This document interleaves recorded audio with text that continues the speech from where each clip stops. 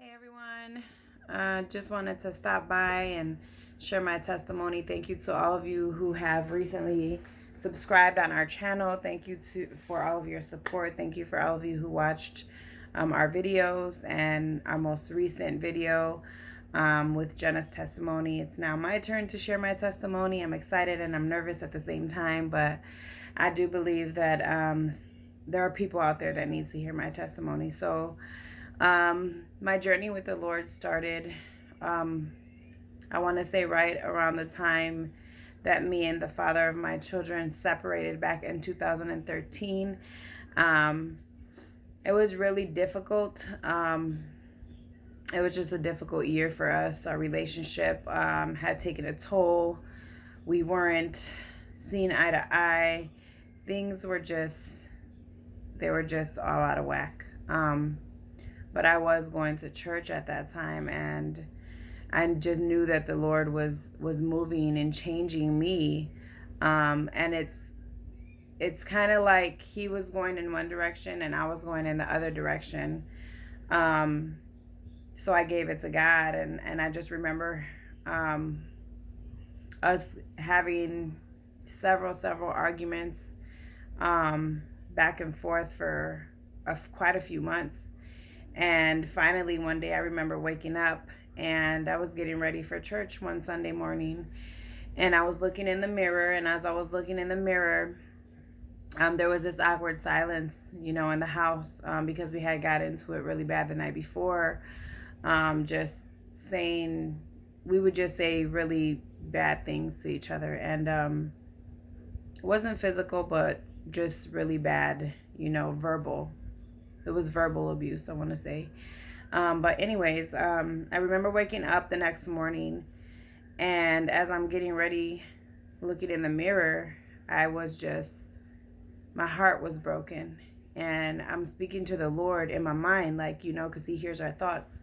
And I'm just telling him, God, I don't want to do this anymore. I'm so tired of, the arguing. I'm so tired of the awkward silence moments and just the negative environment. My kids were seeing all the arguing and everything, and I was just over it. So I as I was talking to the Lord in my head, I told him that I was tired of it, and I said, I don't want to leave him though, because I don't want to be alone.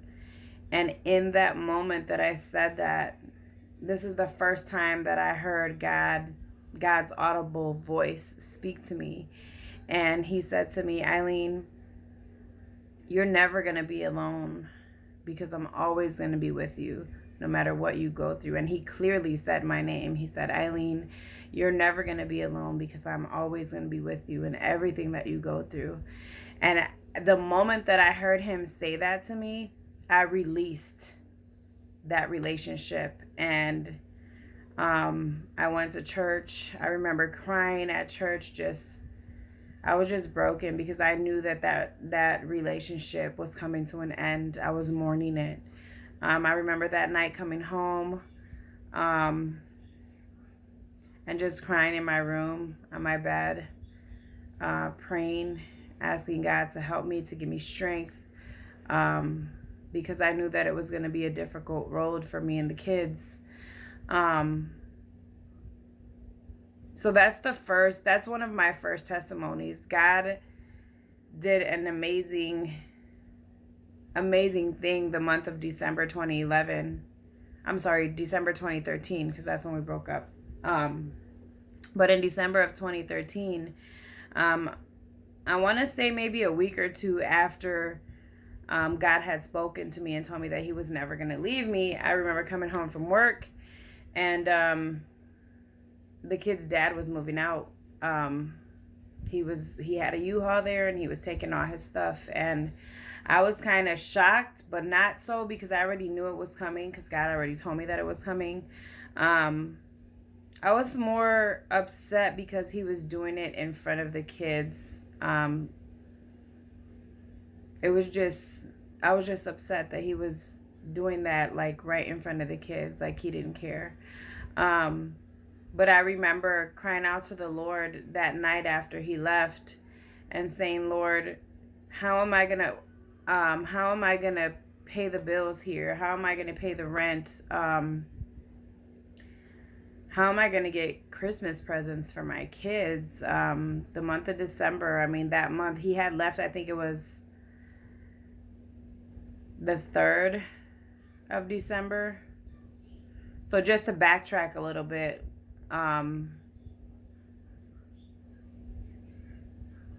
when God spoke to me, it was a couple weeks before December, because I remember the day that he left, it was December the 3rd.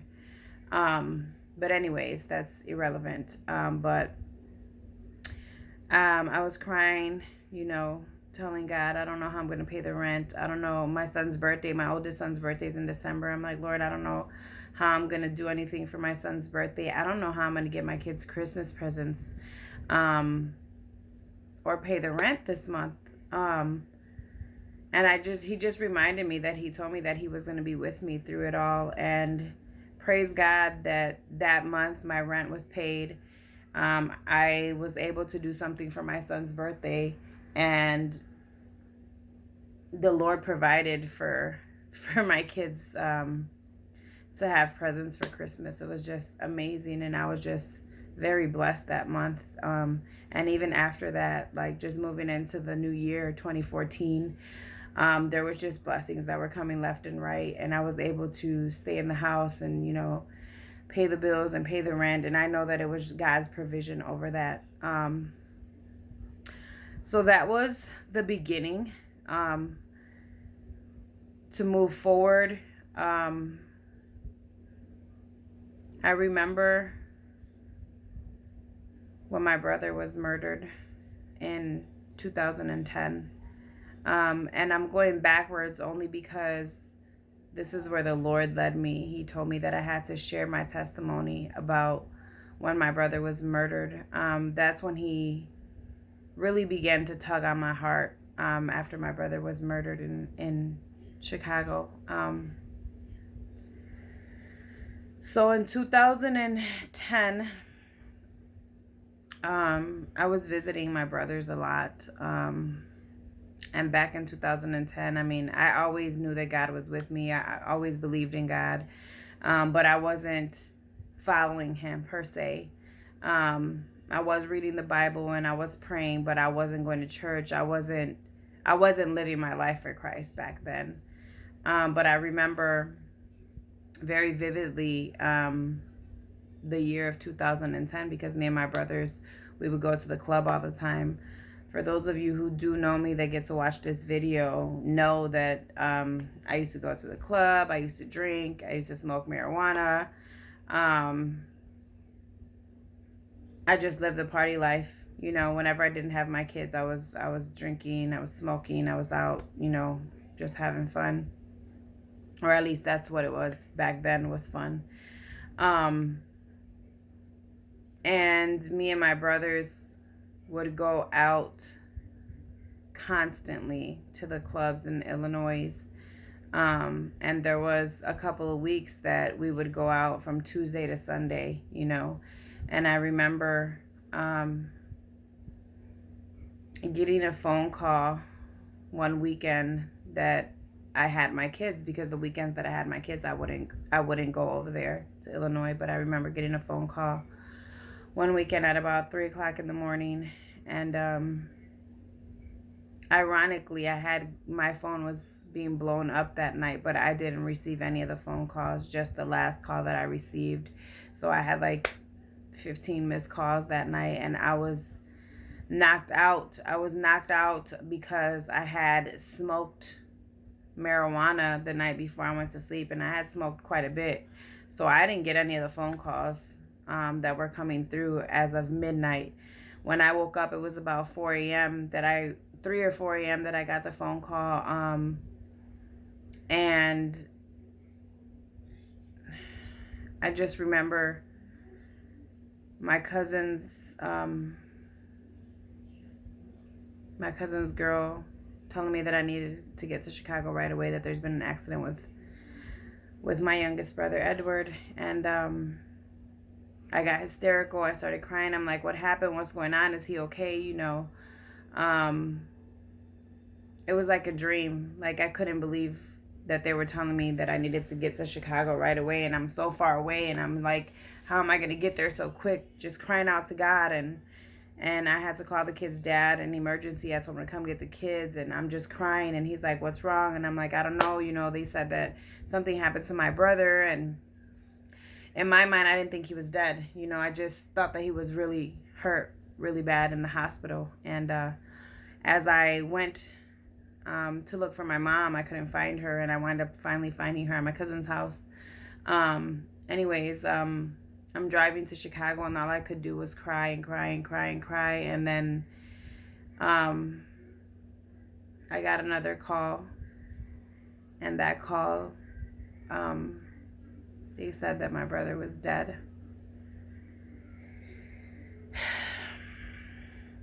I can talk about it now because I'm healed from it, but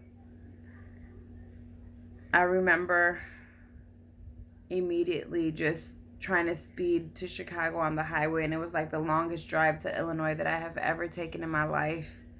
Ever in my life. It was like the longest drive ever. But the reason that the Lord wanted me to share this part of my testimony with you guys is because after the funeral and after everything took place, I came back home, and when I came back home, I was struggling. I was struggling a lot with suicide. I've never been suicidal in my life. Like, I have never ever been suicidal in my life until my baby brother was taken from me. I remember driving and smoking marijuana. Like, I really got heavy into smoking. I would smoke occasionally before when I would go out with friends or my brothers, but I wasn't smoking like that because I had left it alone. But I was drinking heavily. And I just remember drinking and smoking almost every single day. I remember I fell into depression really, really bad. I was drinking and smoking every single day for 7 months. From the day that my brother died, which was August 2010, all the way until April. I was smoking and drinking every day. I don't remember a day that went by that I didn't drink and smoke. And when I would drive around, I would have my kids in the car, and we would drive to like the lake and stuff, and I would take the highway there. And I remember several occasions where I thought I should just run the car off the highway and just end it, because I didn't think that I was going to be able to do life without my baby brother. We were very close, and I was just broken inside because I was never going to see him again. And through that, even though I was intoxicated and high, God would still speak to me. I remember every single time that I would think of committing suicide, I could hear the Lord telling me, if you commit suicide, who's going to take care of your kids? There's nobody out here that's going to take care of your kids the way that you are. There's nobody that's going to love them the way that you love them. And that right there kept me from committing suicide, just hearing him. And mind you, I wasn't following him the way that I should have been, but he was always with me. He was always with me, no matter what was going on in my life, no matter what I was going through, no matter how much suffering I was dealing with, and just the suicidal thoughts consistently for 7 months. I just had suicidal thoughts all the time. I never attempted suicide, but I always had the thoughts of committing suicide after my brother was murdered. It was a difficult season for me, but I remember in April, I can vividly tell you the day because I remember the day that at the time I was unemployed and I was looking for work. And I remember sitting in front of my house on April 7th, 2011, smoking a blunt and just speaking to the Lord. And I remember telling him, I said, God, I don't want to smoke anymore. I don't want to drink anymore. I want to change my life. I want a better life. I want to give my kids a better life. And that was the last day that I smoked. Like, he gave me the strength to stop smoking. He gave me the strength not to drink so much, but I was still drinking. I stopped smoking marijuana, but I was still drinking and going out. But he gave me the strength, and I stopped smoking marijuana April 7th, 2007, and 2011, and I never went back to smoking again. And then fast forward, after me and the kid's dad breaking up, 2014 was when I got saved. In 2014, I was still going to church, and I remember there being an altar call, and because I was so broken about the situation with the kid's dad, and then, just thinking about everything that had happened in my life the previous years. I had lost my grandmother in 2008, and she raised me. That was my mom. I'll never, no matter what, I do have my mom, but my grandmother was the person that raised me and taught me how to be a woman and do the things that I do now. And if it wasn't for her, I don't know where I would be at. But God bless her soul. So I lost my grandmother in 2008. My brother was murdered in 2010, and I separated from the kid's dad in 2013. And I was just thinking about all of that one day that we were at church and they did the altar call, and I just remember profoundly crying in the pew because I was so broken inside. And I went up to the altar, and I remember my pastor putting his hand on my head, and I just broke down. I just broke down, and I can remember it so vividly because I was like the only one that was crying at that altar call. At least that's how I remember it. I was the only one that was crying. Like, I was loudly crying, like almost hyperventilating crying.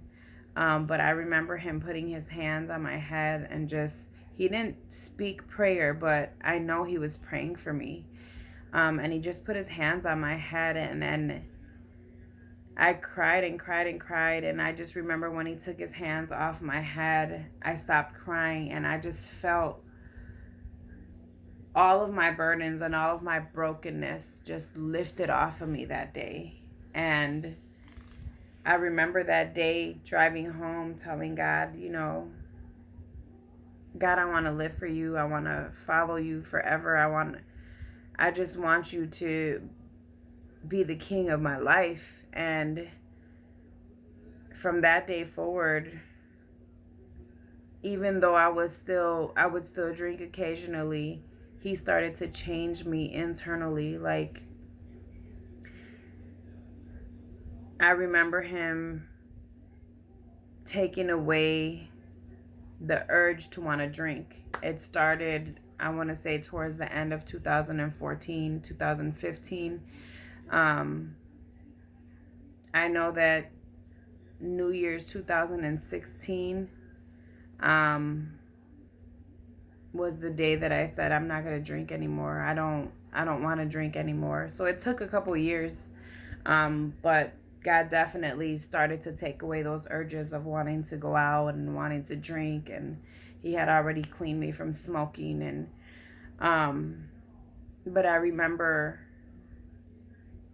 for New Year's of 2016, 2015 into 16, drinking, I had a whole liter of Ciroc pineapple, I believe, and I drank the whole thing. And I remember waking up the next morning telling God I didn't want that life anymore. I didn't want to drink anymore. And the urge it was gone. And he just kept working in my life. Fast forward 2016. So when I separated from the kid's dad originally, I had met someone, and I became deeply, deeply in love with this person. Like it was something that I never felt. And not until 2016 did I learn about soul ties. And that's what this person was for me. He was a soul tie. I remember him coming back into my life randomly. Like, he just came into my life. And it was once God started to change me and started to de-weed me. He was pulling all the ugly things out of me and transforming me into the woman that he knows me to be. But this person wound up coming back into my life, and I thought at first that God sent him to me because maybe he's my husband. So we started talking. We would go out, but something didn't feel right.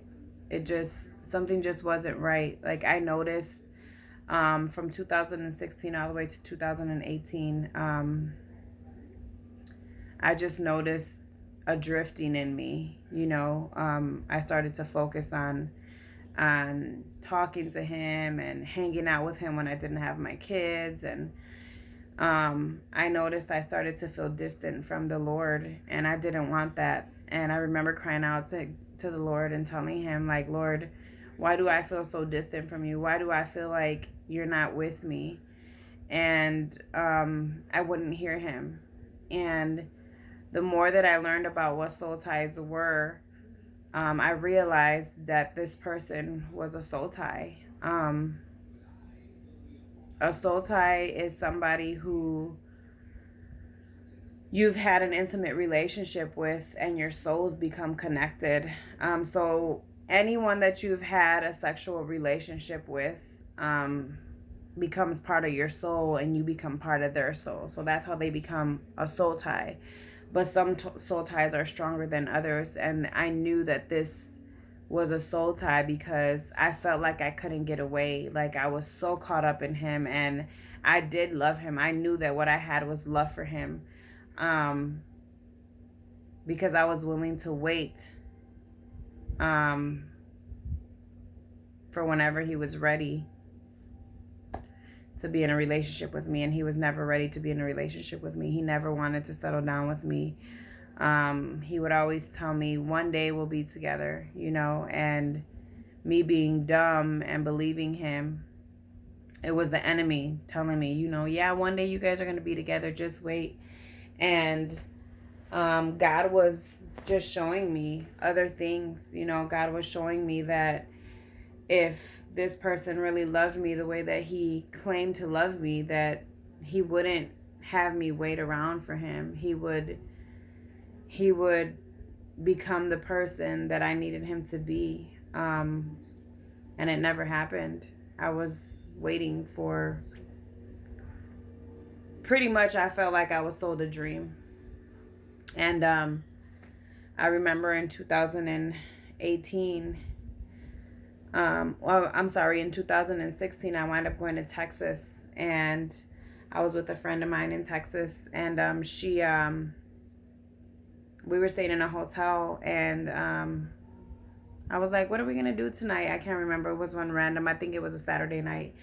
And I looked online to see what was going around in the area that we were in. And I remember there being a Holy Spirit worship service going on at a church maybe 3 miles away from the hotel that we were at. And I asked her if she wanted to come. She didn't want to come, but God showed me that for a reason. And I went. Insanely, I was the only light-skinned girl there in the area of Texas that we were in. There were a lot of black brothers and sisters. I love black people. The father of my kids is African American, but I felt really weird because I was the only light-skinned chick in there. Everyone else was of darker descent. And the enemy tried to lie to me and tell me, oh, you don't belong here. You need to leave. but my spirit was telling me no, that I belonged there and I needed to be there, because there was something that I needed to hear.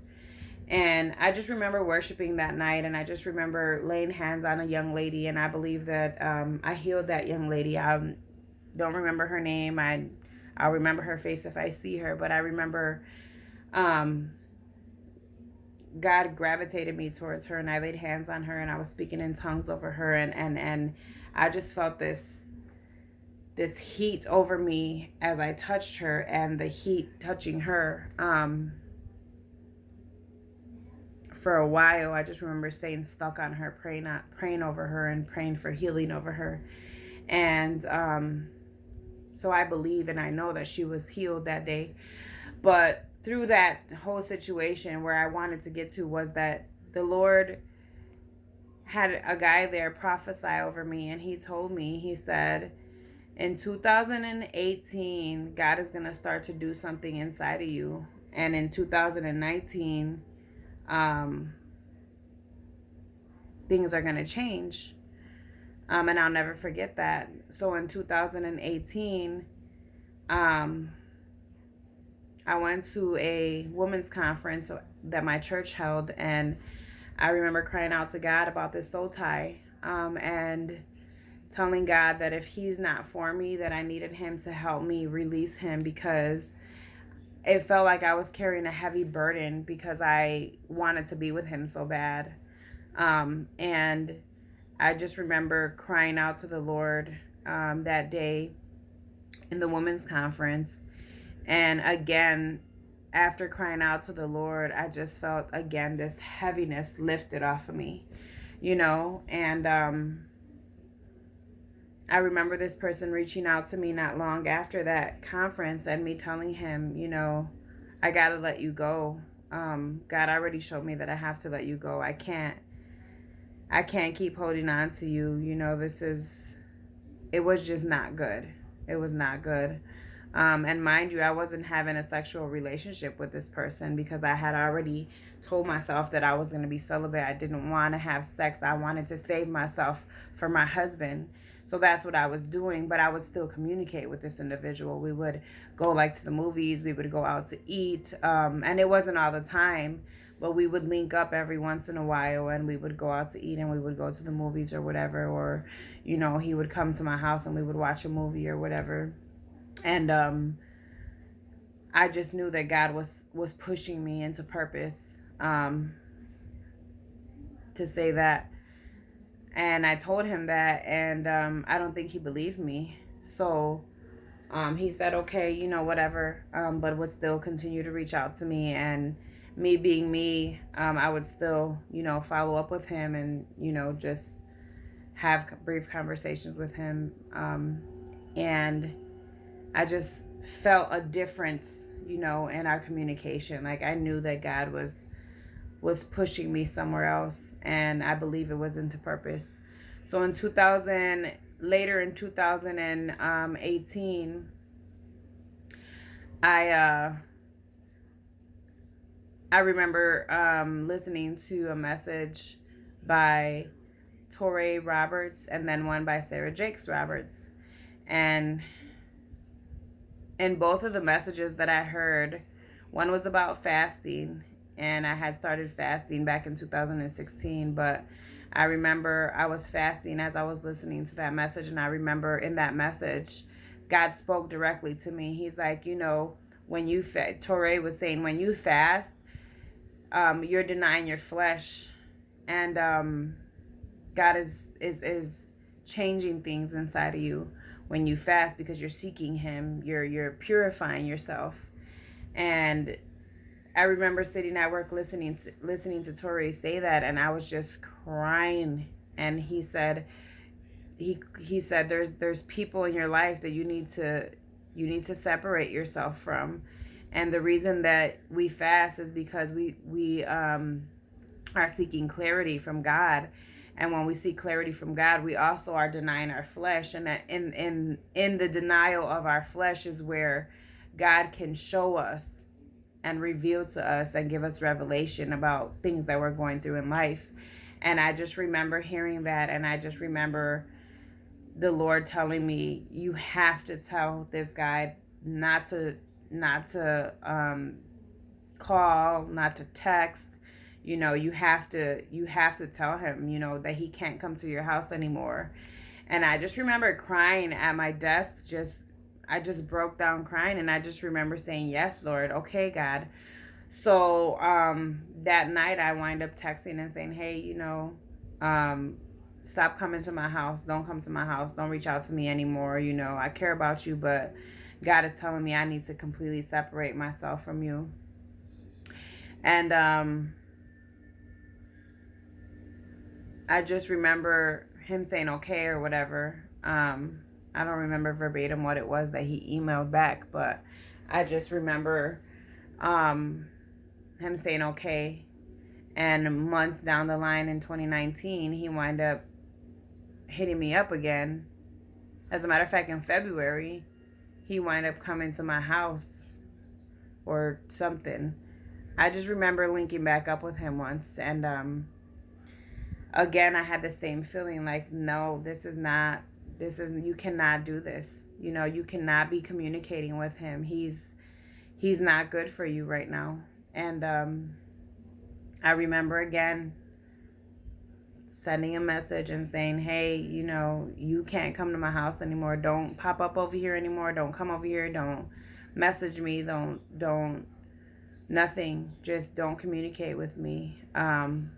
Because I can't do this anymore. You know, I was depriving myself from a lot. I was depriving myself from where God was taking me and what he was doing in my life. And I was hurt because I did feel like he was the one for me, but God showed me, at least right then and there, that he's not, and I had to let go. So I wound up letting go. And I just stopped reaching out. And I mean, he would reach out every once in a while, but I couldn't respond, you know. God gave me the strength not to respond to him anymore. But last year I completely broke free from him. I felt it. I completely broke free from him. And in December of 2019, I felt the Lord. My bones were shaking. From December of 2019 all the way into February of 2019. And I kept telling people, there's a shaking coming. There's a shaking coming. I don't know what it is, but I could feel it in my bones. And when COVID happened, God revealed to me that was the first shaking. And I couldn't believe that he revealed that to me. Like, I knew in my body that something was coming, but I didn't know that it was that. And when he showed me it, I was just in awe. I remember crying and I just remember breaking down and saying, wow, God, how worthy am I that you would reveal these things to me, that you would show me, you know, that I knew way beforehand that something was coming. Even though I didn't know what it was, you put inside of me that something was coming. My bones, my knees, my elbows, everything inside of me would shake. And I remember telling many people in my church, and I remember telling Pastor Randy Ruiz had come to the church to speak, and I remember telling him, like, my bones shake. Like, I feel like something big is going to happen. And right after that was when they announced COVID, and it was just the uphill from there. Right now, God has me doing my YouTube channel. God pushed me so fast into purpose that I just couldn't believe it. This all started on Resurrection Sunday, a couple weeks before Resurrection Sunday. God had showed me that he wanted me to hold a worship service on Resurrection Sunday. And at first I was afraid because I'm like, nobody's going to come, Lord. You know, COVID is going on. Nobody's going to show up, you know. And I told him, I said, Lord, if this is from you, you need to confirm it to me and send somebody to show me that this is from you. And a week later, literally 5 days later, after he showed me that, my mom came to my house all excited and telling me that she's seen this video online, that people were holding worship services in their cars and, you know, just all kind of stuff. And I just remember saying, wow, God. You know, in my head, I was like, wow, God, like, that's confirmation. You want me to hold a worship service and you want my mom to be part of it. So we wind up holding a worship service on Resurrection Sunday 2020. And to my surprise, a lot of people were hungry for that. A lot of people came out. We followed CDC recommendations. Everybody stayed inside their car. We had a microphone and a speaker, and we were just doing worshiping the Lord, singing worship songs. And God actually gave me a message to share that day on Matthew 24 about end times. And I remember sharing that. And I remember at the end of the worship service, people were so happy. People were so excited that we had did it and so thankful. And I was so full that day that I was overwhelmed. I was so happy and overwhelmed with what God did that day and all the people that showed up. And I just remember a couple of people asking me at the end, do you plan on doing this? You know, do you plan on continuing to do this? Because churches are closed. You know, people are hungry for something like this. They need this. And I said, God didn't tell me to continue to do this. You know, he just told me to do it today. And I remember that night watching Passions of the Christ with my kids, and I asked God again, like, God, do you want me to continue to do this? And he told me yes. And then I told him, okay, if you want me to continue to do this, I need confirmation. So right after watching Passions of the Christ, my youngest son, who was 8 years old, asked me, Mom, are we going to do what we did today all the time? And I'm like, what do you mean? He's like, are we gonna keep doing that? Are we gonna keep going? We were going to Miller Park. Are we gonna keep going to Miller Park and doing that? And that was my confirmation that I had to keep doing it. And that's what God used to push me into purpose and to have me open up this YouTube channel and share Christ with you guys. So that's my testimony. I hope I didn't ramble on too long. I hope that you guys are blessed. I'm praying for you. I love you guys. Thank you for subscribing. Thank you for watching, and continue to look out. God has amazing things in store for you guys, because everything that we do on this channel is not about us. It's about Christ. And he wants you to hear, he wants you to know that he loves you, and he's always with you no matter what you go through. And I pray right now that if you're feeling any tug of your heart, that you would cry out to him and ask him to come into your life and save you. God bless you all. I love you. Have an amazing rest of your day.